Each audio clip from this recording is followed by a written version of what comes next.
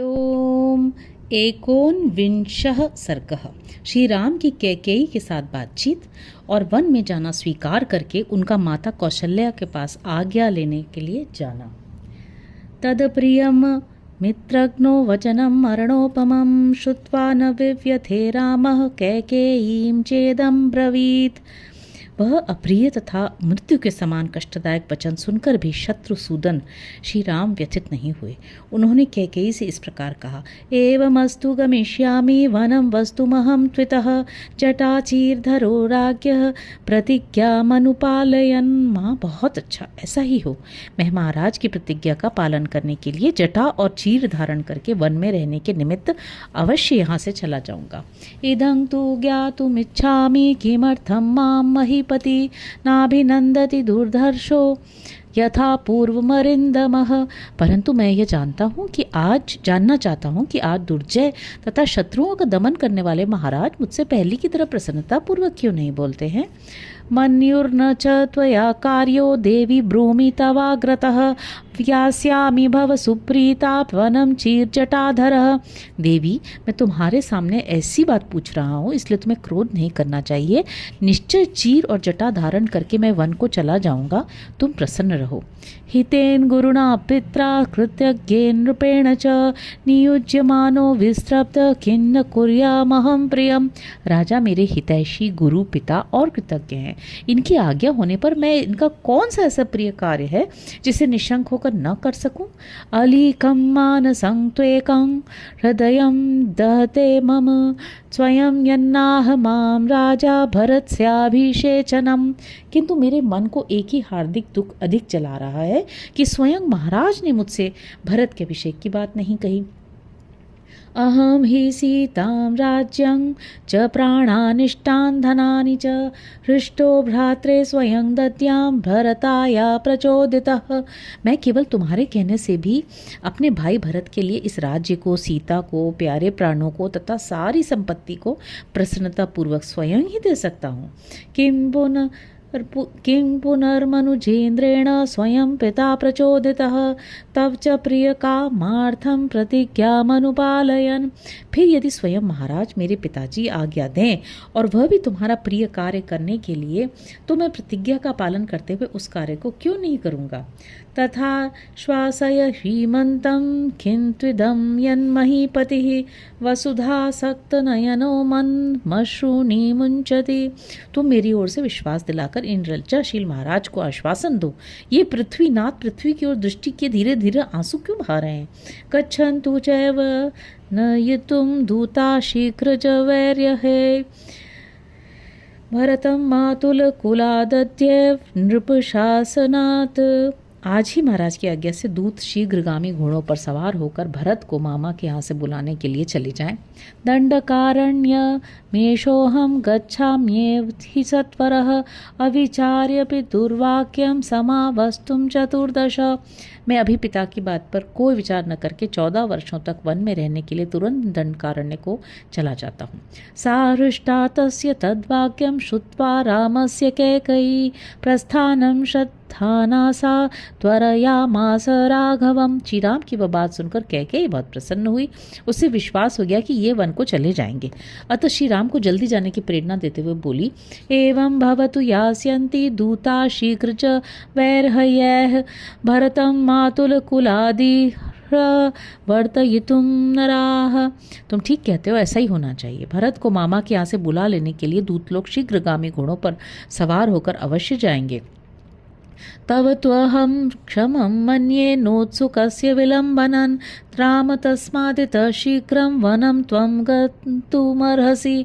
परंतु राम, तुम वन में जाने के लिए स्वयं ही उत्सुक जान पड़ते हो, अतः तुम्हारा विलम्ब करना मैं ठीक नहीं समझती। जितना शीघ्र संभव हो तुम्हें यहाँ से वन को चल देना चाहिए। व्रीडान्वित स्वयं यच्च नृपस्त्वां नाभिभाषते नैतत् किंचिन नरश्रेष्ठ मन्युरेशोपनीयतां। नरश्रेष्ठ, राजा लज्जित होने के कारण जो स्वयं तुमसे नहीं कहते हैं, ये कोई विचारणीय बात नहीं है। अतः इसका दुख तुम अपने मन से निकाल दो। यावत्वं न वनं यात पुरा तस्मादतित्वरं पिता तावन्ते राम स्नास्यते भोक्ष्यते पिवा। श्री राम, तुम जब तक अत्यंत उतावली के साथ इस नगर से वन को नहीं चले जाते, तब तक तुम्हारे पिता स्नान अथवा भोजन नहीं करेंगे। धिक्कष्टमिति निश्वस्य राजा शोक परिप्लुतः मूर्छितोऽन्यपतत् तस्मिन् पर्यंके हेमभूषिते। कहके ये बात सुनकर शोक में डूबे राजा दशरथ लंबी सांस खींचकर बोले, धिक्कार है, हाय बड़ा कष्ट हुआ। इतना कहकर वे मूर्छित हो उस सुवर्ण भूषित पलंग पर गिर पड़े। रामोऽप्युत्थाप्य राजानं कैकेय्याभिप्रचोदितः कषयेव हतो वाजी वनं गन्तुं कृतत्वरः। उस समय श्री राम ने राजा को उठाकर बैठा दिया और कैकेयी से प्रेरित हो घोड़े की चोट खाए हुए घोड़े की भांति वे शीघ्रता पूर्वक वन को जाने के लिए उतावले हो उठे।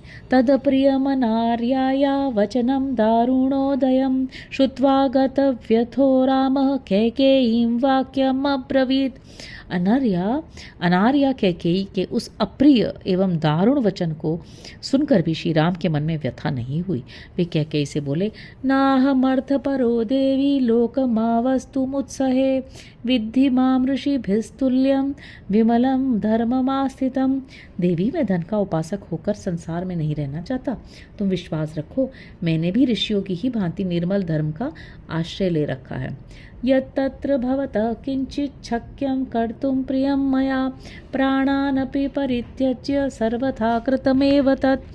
पूज्य पिताजी का जो भी प्रिय कार्य मैं कर सकता हूँ उसे प्राण देकर भी करूँगा। तुम उसे सर्वथा मेरे द्वारा हुआ ही समझो। न ऋतो धर्मचरणं किंचिदस्ति महत्तरं यथा पितरि शुश्रूषा तस्य वा वचन क्रिया। पिता की सेवा अथवा उनकी आज्ञा का पालन करना जैसा महत्वपूर्ण धर्म है, उससे बढ़कर संसार में दूसरा कोई धर्माचरण नहीं है। अनुक्तोऽप्यत्र भवता भवत्या वचनादहं वने वत्स्यामि विजने वर्षाणि 14। यद्यपि पूज्य पिताजी ने स्वयं मुझसे नहीं कहा है, तथापि मैं तुम्हारे ही कहने से 14 वर्षों तक इस भूतल पर निर्जन वन में निवास करूंगा। न नूनं मयि कैकेयी किंचिदाशंससे गुणान् यद् राजानं वोचस्त्वं ममेश्वर तरासति। कैकेयी, तुम्हारा मुझ पर पूरा अधिकार है, मैं तुम्हारी प्रत्येक आज्ञा का पालन कर सकता हूँ। फिर भी तुमने स्वयं मुझसे न कहकर इस कार्य के लिए महाराज से कहा, इनको कष्ट दिया। इससे जान पड़ता है कि तुम मुझ में कोई गुण नहीं देखती हो। यावन् मातर मा पृच्छे सीतां चानुनयाम्यहं ततोऽद्यैव गमिष्यामि दंडकानां महद्वनम्। अच्छा, अब मैं माता कौशल्या से आज्ञा ले लूँ और सीता को भी समझा बुझा लूँ। इसके बाद मैं आज ही विशाल दंडक वन की यात्रा करूँगा। परतः पालयेद् राज्यं शुश्रूषेच पितुर्यथा तथा भवत्या कर्तव्यं स हि धर्मः सनातनः। तुम ऐसा प्रयत्न करना जिससे भरत इस राज्य का पालन और पिताजी की सेवा करते रहें, क्योंकि यही सनातन धर्म है। रामस्य तु वच श्रुत्वा भृशं दुःखगतः पिता शोकादशक्तु वक्तुं प्ररुरोध महास्वनम। श्री राम का यह वचन सुनकर पिता को बहुत दुख हुआ। वे शोक के आवेग से कुछ बोल न सके, केवल फूट फूट कर रोने लगे। वंदित्वा चरणौ राज्ञो विसंज्ञस्य पितुस्तदा कैकेय्याश्चाप्य नार्याया निष्पात महाद्युतिः। महातेजस्वी श्री राम उस समय अचेत पड़े हुए पिता महाराज दशरथ तथा अनार्या कैकेयी के भी चरणों में प्रणाम करके उस भवन से निकले। स रामः पितरं कृत्वा कैकेयीं च प्रदक्षिणं निष्क्रम्यान्तः पुरात् तस्मात् स्वं ददर्श सुहृज्जनम्। पिता दशरथ और माता कैकेयी की परिक्रमा करके उस अंतःपुर से बाहर निकलकर श्री राम अपने सुहृदों से मिले। तं बाष्प परिपूर्णाक्ष पृष्ठजोनुज गामः लक्ष्मण परम क्रुद्ध सुमित्रानंदवर्धन। सुमित्रा का आनंद बढ़ाने वाले लक्ष्मण उस अन्याय को देखकर अत्यंत कुपित हो उठे थे। तथापि दोनों नेत्रों में आंसू भरकर वे चुपचाप श्री रामचंद्र जी के पीछे पीछे चले गए। आभिषेचनिकं भाण्डं कृत्वा राम प्रदक्षिणं शनैर्जगाम सापेक्षो दृष्टिं तत्रा विचालयन। श्री रामचंद्र जी के मन में अब वन जाने की आकांक्षा का उदय हो गया था। अतः अभिषेक के लिए एकत्र की हुई सामग्रियों की प्रदक्षिणा करते हुए वे धीरे धीरे आगे बढ़ गए। उनकी ओर उन्होंने दृष्टिपात नहीं किया। न चास्य महतीं लक्ष्मीं राज्यनाशोपकर्षति लोककांतस्य कांत्वाच्छी तरश्वमेरवक्षयः। श्री राम अविनाशी कांति से युक्त थे, इसलिए उस समय राज्य का न मिलना उन लोक कमनीय श्री राम की महती शोभा में कोई अंतर न डाल सका। जैसे चंद्रमा का क्षीण होना उसकी सहज शोभा का अपकर्ष नहीं कर पाता। न वनं गन्तु कामस्य त्यजतश्च वसुंधरां सर्वलोकातिगस्येव लक्ष्यते चित्तविक्रिया। वे वन में जाने को उत्सुक थे और सारी पृथ्वी का राज्य छोड़ रहे थे, फिर भी उनके चित्त में सर्वलोकातीत जीवन मुक्त महात्मा की भांति कोई विकार नहीं देखा गया।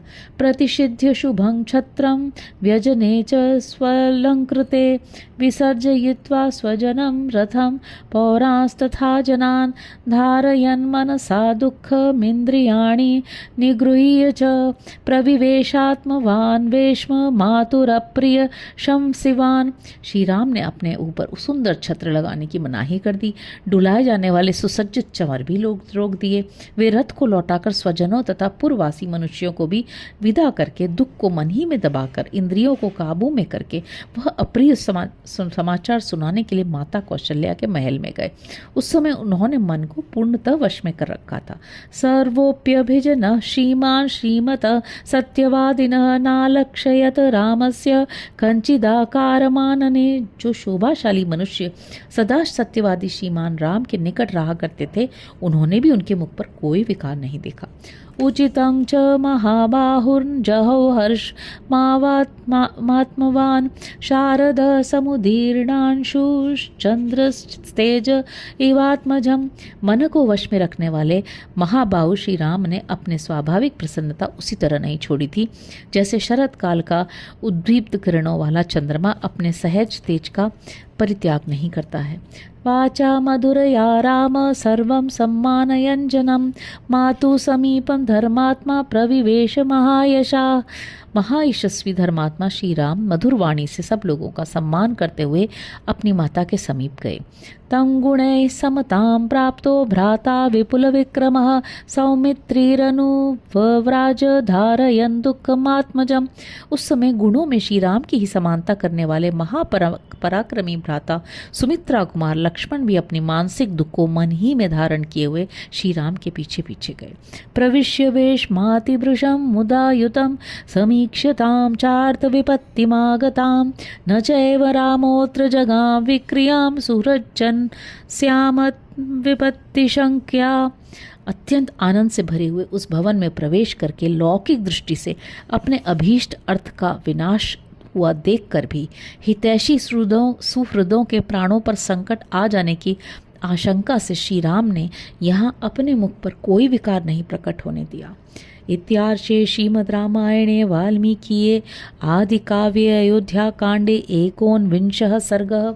इस प्रकार श्री वाल्मीकि निर्मित आर्ष रामायण आदि काव्य के अयोध्या कांड में 19वां सर्ग पूरा हुआ। हरि ओम।